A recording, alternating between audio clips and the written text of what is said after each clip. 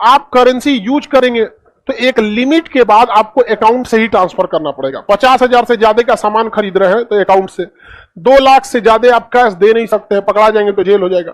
तो आप बड़ा ट्रांजैक्शन से पहले बैंक आप पर क्या रखता है, नजर रखता है, जिस वजह से बहुत झमेला हो जाता है। इसलिए एक बहुत बड़ा दिमाग वाला आदमी था, उसका नाम था सातोशी नाकामोटो। अब वो आदमी है कि औरत किसी को पता नहीं, किस देश का है पता ही नहीं, जिंदा है कि मर गया पता ही नहीं, उसके नाम के अलावा किसी को कुछ नहीं पता, वो अपने बारे में किसी को कुछ बताया ही नहीं। उसी को फादर ऑफ क्रिप्टो करेंसी कहा जाता है। तो अब एक चीज तो ध्यान समझ में आ गया, क्रिप्टो मनी नहीं है, करेंसी है, यानी ये भी सिक्योर नहीं है। तो पहला चीज की क्रिप्टो करेंसी सिक्योर नहीं है। क्रिप्टो करेंसी जो है वो कई तरह का, फेसबुक का भी अपना क्रिप्टो करेंसी है, लीरा, पेट्रो है वेनेजुएला का है, सातोशी नाकामोटो का बिटकॉइन है, ऐसे करके हजारों क्रिप्टो करेंसी है, जिसमें सबसे फेमस क्रिप्टो करेंसी बिटकॉइन। ससा नहीं है कि केवल क्रिप्टो करेंसी एक को है, बिटकॉइन क्या है, फेमस है। इस क्रिप्टो करेंसी में होता क्या है कि वो उस पर सेंट्रलाइज नहीं रहता है और ना ही उस पर किसी का कंट्रोल रहता है। अगर हम आपको 1 लाख रुपया भेजते हैं तो आपके अकाउंट में डायरेक्ट नहीं जा सकता है, हमको 1 लाख अपने बैंक में डालना पड़ेगा और वो 1 लाख आपके बैंक में डालना चाहेगा। अगर हम चाहे कि बाद में पता चला कि पैसा गलती से चल गया तो हम अपने बैंक को कहेंगे तो वापस वो खींच लेगा। यानी हमारा पैसा भले हमारा है, हमसे ज्यादा नजर कौन रखा है, बैंक वाला टुकु टुकु नजर रखा है सब। और बैंक वाला बता देता है इनकम टैक्स को, क्योंकि इनकम टैक्स बैंक से जुड़ा हुआ है कि 10 लाख से ज्यादा का ट्रांजैक्शन होगा तुरंत हमको मैसेज कर देना, ऑटोमेटिक मैसेज चला जाएगा ज्यादा भेज रहा है पैसा। तो हमारी करेंसी कैसी है, सेंट्रलाइज कंट्रोल्ड है। जिस Hi, this is Wasim Akram. The BeLove Network app is now live on Google Play Store. Download the app and sign up with my referral code. Get 100 BLV tokens as a sign-up reward and earn $1,000 in 500 days. For more information, join the official Telegram link given in the caption. Let's spread love and success together with BeLove Network.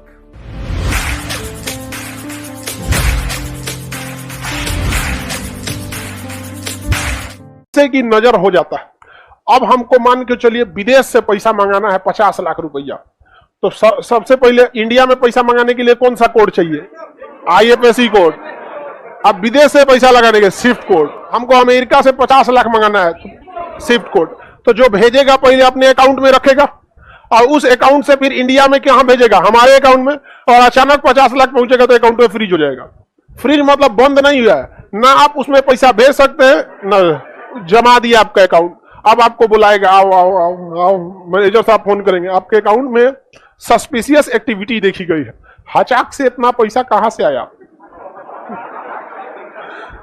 तो आपका जवाब दो, तुम्हारा क्या काम है भाई, जिसका पैसा है। तो इससे इलीगल चीजों को रोका जा सकता है। तो सेंट्रलाइज करेंसी का फायदा है कि आप इलीगल एक्टिविटीज को क्या कर सकते हैं, रोक सकते हैं। ये क्रिप्टो करेंसी आज के समय में, ये पहले से चल रहा है, 100 साल पहले से, जिसे हम हवाला बाजार कहते हैं। उसमें पैसा कैसे भेजा जाता है, जैसे हमको 10 लाख रुपया पटना से दिल्ली भेजना, तो हवाला बाजार के कई सारे एजेंट आते हैं सब।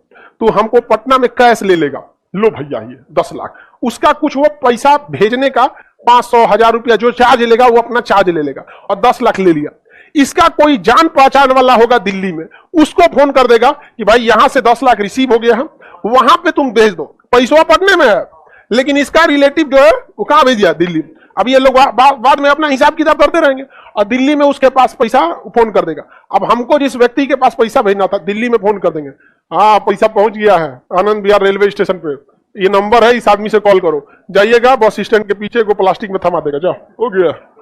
RBI देखते रहो जो what is this, Swift code, IFSC code, challan, Nifty, RTGS, chequebook सब रख ले रह गया आप, समझा क्या कि नहीं। अब देखिए जो एजेंट हमारा पटना से कहां भेजा था, दिल्ली। अब उस एजेंट को तो दिल्ली के कई व्यापारी भी पटना भेजे होंगे, तो कहेंगे कि भाई 15 लाख हमारा पटना पहुंचा दो, तो ये पटना वाला एजेंट आके फोन करेगा, ये तोरा 10 लाख हम पहुंचे लो रही हो, उधर कटर पीटर हो जाएगा, हम यहां से यहां भेज देंगे। वो अपना हिसाब कर लेता है सब और ऐसे ऐसे व्यापार करता है। इसे हम लोग क्या कहते हैं, हुंडी, क्या कहेंगे, हुंडी। नहीं है यहाँ पे, निकल गया बैंक, यहाँ पे चिल्लाते रहिए आप, बैंक में झमेला है, आउंसो का पूरा एजेंट है, सब ट्रेनिंग है, कितना पुलिस को देना है, कितना क्या देना है, सब चीज तो फिक्स रहता है ना। दाऊद इब्राहिम का नाम सुने, उसका सबसे बड़का बिजनेस यही है, विदेश से पैसा मंगा के इंडिया में, पाकिस्तान में, यूएई में, अरब में शिफ्ट करने में सबसे ज्यादा उसका यही पैसा में काम करता है। उसका मेन बिजनेस यही है। इसी कंसेप्ट को ऑनलाइन कर दिया बिटकॉइन। सेम इसी कंसेप्ट को ऑनलाइन कौन कर दिया? बिटकॉइन। हम बिटकॉइन किसको दिए पता नहीं किसी को, घूमते रहो आरबीआई, पता ही नहीं चलेगा बिटकॉइन कहां से कहां गया। हम गलती से बिटकॉइन भेजना चाहिए सुरेश को, अब भेज दिए रमेश को, वापस आएगा? हाँ भूल जाइए। अब काय के लिए बैंक था ही नहीं बीच में, और उधर कौन है पता नहीं, उसको रिसीव हो गया, बस काम खत्म यहाँ पर। जैसे हम हवाला बाजार से भेजे दिल्ली में पैसा कि आनंद विहार रेलवे स्टेशन पे दे देना किसी को, और दूसरे को थमा दिया और लेके चल गया, क्या दोबारा मिलेगा? खत्म, भूल जाइए यहाँ पे। तो सब अपना कोड तमाता है सब। हम जब 10 लाख रुपए का बिटकॉइन खरीदेंगे तो उसी समय सरकार पकड़ लेगी कि बिटकॉइन जब खरीदेंगे तो अपने अकाउंट से पैसा निकालेंगे और बिटकॉइन बेचने वाली कंपनी को देंगे। तो सरकार को बस इतने पता है कि ये आदमी ने 10 लाख का बिटकॉइन खरीदा था। अभी बताइए 10 लाख की आज हम जमीन खरीद ले तो 1 साल बाद क्या वो जमीन 10 लाख की रहेगी? कोई ना कोई उसका रेट तो बढ़ेगा ही बढ़ेगा, बढ़ेगा कि नहीं? उसी तरह से हमने 10 लाख रुपए का क्या खरीदे? बिटकॉइन। और बिटकॉइन अगर अगले साल वो हो गया 20 लाख का, तो अब 20 लाख का हो गया, नियम के हिसाब से हम कितने का खरीदे? 10 लाख। अब हमको किसी आदमी को 20 लाख रुपया पेमेंट करना है। किसी आदमी को कितना पेमेंट करना है? 20 लाख। तो 20 लाख का पेमेंट करने के लिए हमको अलग से 30% इनकम टैक्स देना पड़ेगा। यानी 20 लाख रुपया पेमेंट और प्लस में 6 लाख रुपया टैक्स। समझ रहे कि नहीं समझ रहे? सुनिए ध्यान से। पूरी दुनिया में America, Canada, Britain, France, Australia, पूरी दुनिया में हर जगह माइनिंग लगी हुई है, मशीनें लगी हुई है, कंप्यूटर, करोड़ों कंप्यूटर लगे हैं। हम एक बिटकॉइन किसी में ट्रांसफर करेंगे ना तो करोड़ों कंप्यूटर में ये सेव हो जाएगा कि इसमें से इसमें पैसा गया है।